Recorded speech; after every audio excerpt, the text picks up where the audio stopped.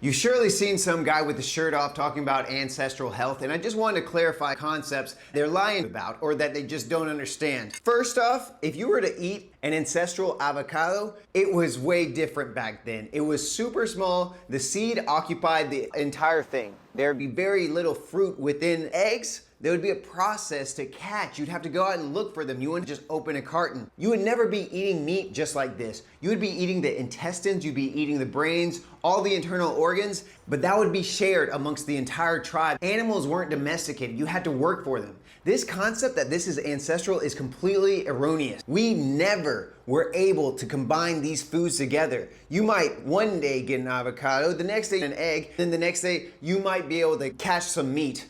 But it would never be a question of going to the grocery store. There wasn't an abundance of food. It wasn't guaranteed. Sometimes there wouldn't be any food. You'd have to pass days without any food. And you know what you do if you didn't find meat? You would eat bugs. And most of the time, you would just be hungry. You would have to exert effort in order to eat food. Today, we spend a measly 15% of our income on food. Remember, income is really just a compensation for your time and your effort. Less than a century ago, it was 30% of our income that we had to spend to get food. 10,000 years ago, and all of our time was dedicated to the pursuit of food. Now, we've engineered abundance. We've divorced food from effort. Less than 15% of our income provides all the nutrition we need to survive. We've made it too easy to feed ourselves. If you want to eat ancestral, hunt your own meat. Don't use a gun. Use primitive tools. There's nothing ancestral about having a fridge. There's nothing ancestral about eating the cuts of meat that you like. Next time somebody mentions ancestral health, ask yourself, would our ancestors have this much food and would they obtain it this easily? Eat less,